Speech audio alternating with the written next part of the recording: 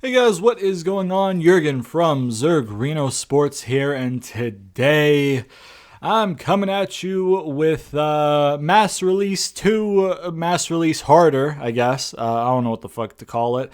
WWE is back on their bullshit, releasing people for quote unquote cost cutting measures, despite reporting net profits. Record profits last year. So that's strange. Yeah, man. Wesley Blake, Bo Dallas, Mojo Rawley, Kalisto, Tucker, Chelsea Green, Miggy James, Peyton Royce, Billy Kay, and Samoa Joe have all been released. This obviously happened on Thursday. This is coming out on Saturday because been busy with work and stuff, and I'm getting the chance to record it now. But yeah, man, let's talk about it. A couple of people asked me to do this video, which is it's always weird when people ask me to do a video because I'm like, oh shit, people actually watch my shit and actually want my opinions, and that doesn't make sense to me because I'm like, why would you want? I'm just a fucking moron on the internet. But okay, so yeah, man. Obviously the huge one is Joe, but I think I'm gonna leave him for last because he is the biggest one. Wesley Blake probably could have seen coming, right? Because Steve Cutler got released a little while ago. Wesley Blake was partnered with Steve Cutler. There were no hints at Wesley Blake reforming with Murphy for Blake and Murphy. So yeah, man, it's not a surprising one, which is a shame because I mean he's good. He worked his ass off to improve since the NXT days and stuff like that. So I mean, you know, it's obviously shit that all of these people lost their job, right? I mean, some of them are probably fucking happy because obviously a lot of them were underutilized. Bo Dallas is an interesting one because of the rumors that they were going to do Fiend versus Fiend, and with Bo Dallas not there, you kind of can't anymore. So like, you know, obviously there was that report a few months ago that said that Bo was preparing for life after wrestling, which is also incredibly sad because he's a solid worker in the ring. From a fan's perspective, obviously, I've heard some wrestlers get kind of annoyed when they hear fans say somebody's a good worker because you haven't worked with them in the ring.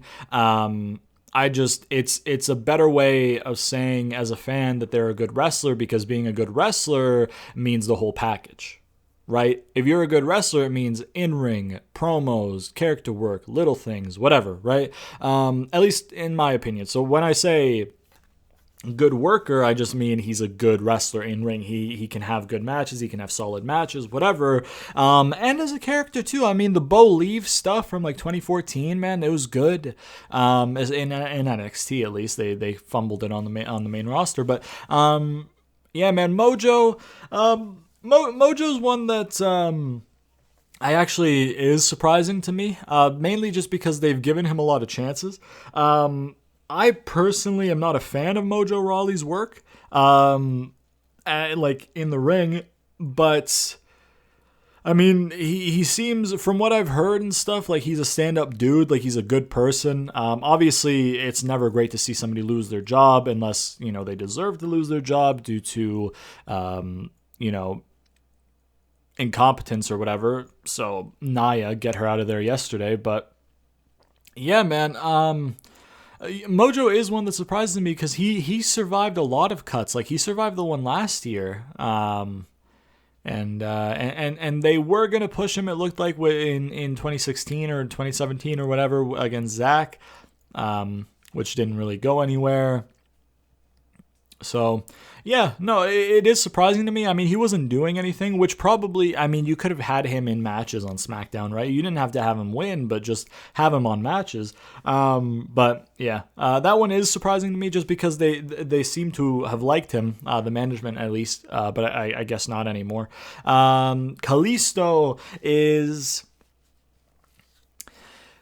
it's a surprising one and not surprising at the same time because like Kalisto can have a solid match. He's a good cruiserweight guy. They could have just put him on 205, you know what I mean, and just let him work. They never should have split the Lucha House Party. He does seem like somebody who might be happy that he's got let go though, because he's too good. He's not like all the way up the card for me in my opinion. But he's too good to be a guy who's not even on TV. So I'm sure he's probably happy he got let go so he could go actually wrestle other places. Tucker is a weird one. They split up they split up Heavy Machinery, and then a year later Tucker's gone. The businessman gimmick, I guess, didn't get over. They never really gave him a chance to get it over. But yeah, those are kind of like the less important ones, I guess. And I don't want to say that to be an asshole, but just like in terms of potential to do good shit on the roster, like they just lost their jobs, and I'm not trying to be negative, but I mean, like, did you really see Tucker as a even an Intercontinental or U.S. champion, let alone World champion? No. The fact that Kalisto used to be a U.S. champion is I think forgotten history. I mean, I didn't see Mojo in that spot. I think Bo was a bit underutilized though, and then Blake I think could have been good in the tag division, but obviously Cutler got let go, and then it's crazy that out of the Forgotten Sons, the one that's left is the racist piece of shit. It's crazy to me, It's insane, but it is what it is. Then we got Chelsea Green, who they signed like 2 years ago. Or like last year or something. And that she's already gone. Which is a big mistake because her work in TNA as the hot mess gimmick thing, I really enjoyed. I think that she did that on Lucha Underground maybe, in the seasons of Lucha Underground that I haven't watched. But like Chelsea Green is somebody with a lot of potential. You could have put her with Mickie James, who also got released, of course. Like they were campaigning apparently to be a tag team in the women's tag division. You could have done that to try and bolster that division. You could have had Chelsea, in a singles run, which would have been good. Like they fumbled her. Mickie, the fact that she was let go is just disgusting. I mean, she's one of the greatest women's wrestlers ever to do it. You could have had her working programs with people to elevate them, have them learn from her and all that shit, and you just didn't capitalize on it. Even when she's been cleared for a while, I think, and they just haven't used her, which is just mind-boggling. Peyton Royce, big missed opportunity there for me. For me, she had women's champion potential if they would have pushed her. She was improving in the ring. She's got passion, and you can tell that in her promo from Raw Talk. I mean, she had a good match with Asuka. I mean, it wasn't the best match in the world, but I mean, like, it was a good match for the time that they were given in a losing effort. So Peyton's a big one, along with Mickie and Chelsea. Billie Kay is another one where in terms of in-ring, Billie Kay wasn't the best. I'm not going to lie to you. And I think Mania kind of proved that a little bit. But in terms of somebody who could be a manager or just a character-based wrestler or whatever, she was gold. Like, her promos are great. Her personality is great. She could do comedy really, really well. And apparently, the reports are that the main reason she got let go was because Kevin Dunn didn't get her. The same Kevin Dunn, might I remind you, who didn't like Becky Lynch because of her accent. The same Becky Lynch who became the biggest star in wrestling for like a year. Not just WWE, not just Raw, not just SmackDown, one brand. The whole industry. She was the biggest star in the whole fucking industry for like a year. Somebody else that Kevin Dunn didn't get. One of the biggest problems with WWE and one of the biggest problems with Vince is that Kevin Dunn has Vince's ear, and Kevin Dunn does not fucking belong there. Instead of those 10 names that I listed, it should just say one, and it should be Kevin Dunn was let go. But it doesn't. And Kevin Dunn's a piece of shit. And I don't even give a fuck. I'm not going to try and be apologetic about it and try and mince words and play coy and be nice about it. I'm not going to be like, oh, he's good at this and that to try and not hurt feelings. He's not going to see this, but if he does, fuck you. Fuck you. You're a piece of shit and you do not belong in the position that you are in. Not only from this, like he gets people fired, he gets people's pushes taken away, like I said, like Becky before she got the man gimmick going and turned heel, which didn't really go over as turning heel because everybody loved her. And not only that, the camera work is so bad. Like it's Lance Storm turned off WrestleMania during the first fucking match on night one because of the camera cuts. Like, brother. So not only is his day-to-day fucking actual like producing just trash, he goes and gets people fired, he gets pushes taken away or whatever. Like, you're a piece of shit. You need to go. And he won't because him and Vince are tight. So, yeah, man. But yeah, Billy Kay, big one. Peyton Royce, big one. Mickey and Chelsea, big one. They gutted 2 potential tag teams. Obviously, Iconics used to be a tag team, but they split them to give Peyton a push, which they never did. Mickey and Chelsea wanted to be a team. They were campaigning for it, apparently. That's 4 women from your women's roster that is already lacking depth that you cut. So a division that is already lacking depth, you took away more depth. How fucking dumb is that? Especially when they're all fucking talented. My God, bro. But the 2 least talented ones are still there. They're still in a fucking in a rivalry, in a tag rivalry for your tag titles that don't mean shit because you won't book them because you don't take the division seriously. So you know, but the big one, the biggest one of them all, Samoa Joe. How the fuck did they ruin their chances? This is a guy who should have been at least once your WWE / Universal / World Champion, right? Undoubtedly, he should have had that title at least once. He is that good. His promos are believable and they're delivered so well and they cover the points that matter and they make you care. In the ring, he's fantastic. Facial expressions, fantastic. Little things, fantastic. And they did nothing with him. They did nothing with him. They had him on commentary, and he was doing commentary while he was injured or whatever, and he was asked like a month or so before Mania, I think, or something, like, oh, are you getting back in the ring? Like, what's the status with that? He's like, oh, the WWE doctors are doing the best to do what's best for me. My assumption with the Joe stuff with being let go, I feel like potentially he got other doctors to clear him and WWE doctors wouldn't. And he said, listen, you guys haven't treated me well enough for me to stick around and hope for a Daniel Bryan situation where your guys won't clear me. My guys will, but I'm going to still try and get your guys to clear me. I'm not going to stick around for that. Like, I'm out of here. You haven't treated me well enough, kind of thing. Or the WWE doctors did clear him, and then he was like, okay, let me get back in the ring. And they're like, nah, we like you on commentary. And then he was probably like, okay, yeah, no, if you're doing me on commentary, I'm not doing commentary. I'm in the ring or nothing. And they were probably like, okay, nothing.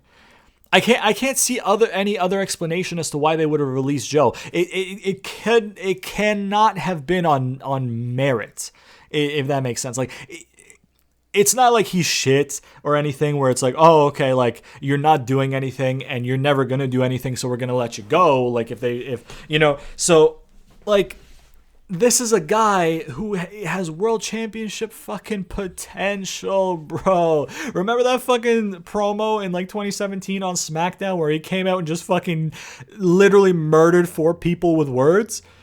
Remember that shit? It was like Randy, Jeff, and like 2 other guys. Like, bruh. I think AJ was in there. But like the point is, like, he's so fucking good. He's one of the best guys you had. He is a main event fucking star if you just give him the ball to run with it, and you never gave him the ball. Like, fuck, man. Instead, you had Brock showing up 2 times a year with the title. That was cool, right? That was cool, right? Yeah, man. That sucked. I don't. It's just because, like, on the one level, it's people losing their jobs. So, like, it's already bad, no matter how you look at it. No matter if you look at it from underutilized talent or, you know, talent that wasn't great or whatever. Taking that aside, it's 10 people losing their job during a pandemic that didn't need to lose their jobs because the company reported record profits last year and they just sold the network for $1 billion to Peacock. You're telling me you need to take cost-cutting measures after a $1 billion Peacock deal and a $1 billion Fox deal? What kind of fucking expenses do you have? It's not stage design because the stage is the same. Even before the fucking pandemic, the stage was the same every week, even for pay-per-views. So it's not stage design. Pyro, sure. Yeah, okay. Pyro doesn't cost $2 billion. So where the fuck is that money going? In Vince's pocket. In Kevin Dunn's pocket. That's where it's going. They want a little bonus. Oh, you know? Like, it's so shit. Like...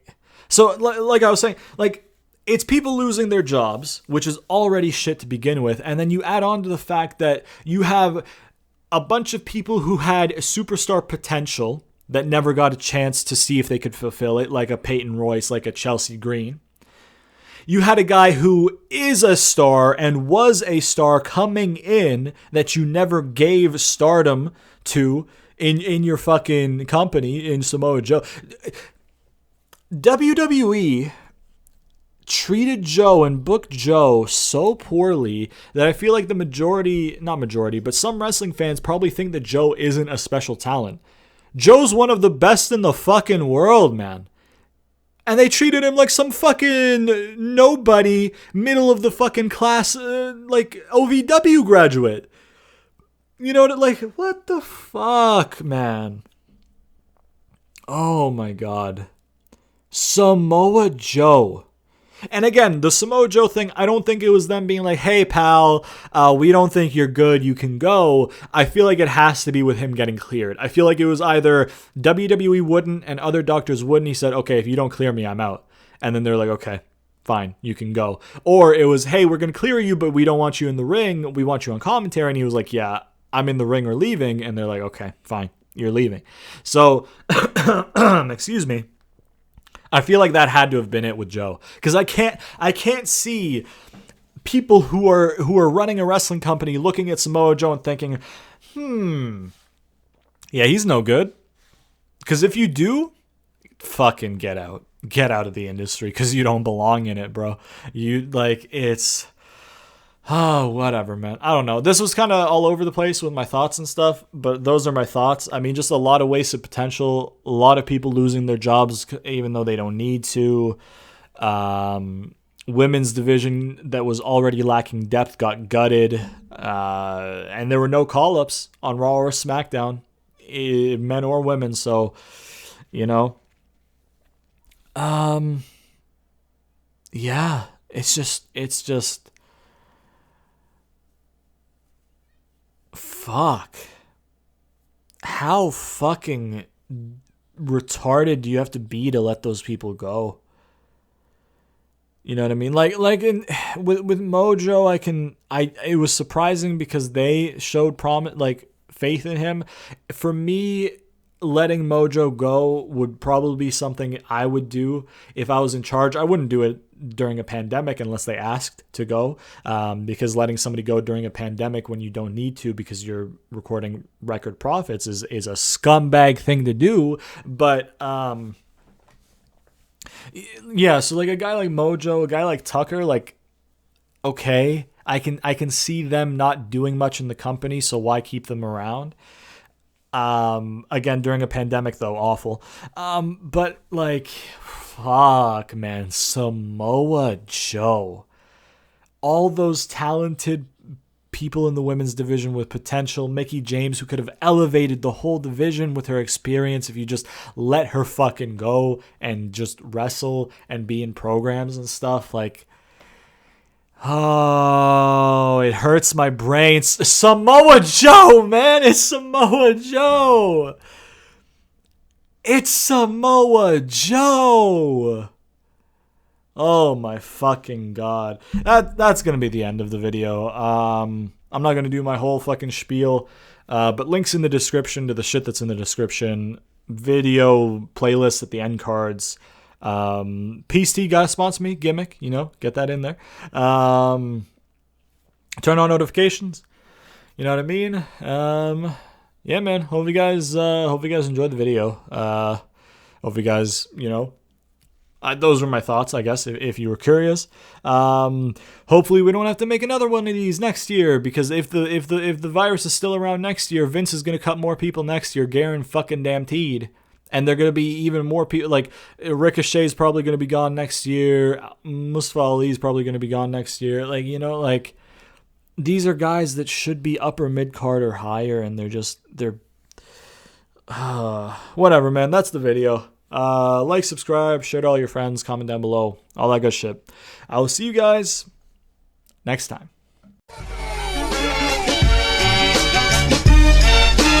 We are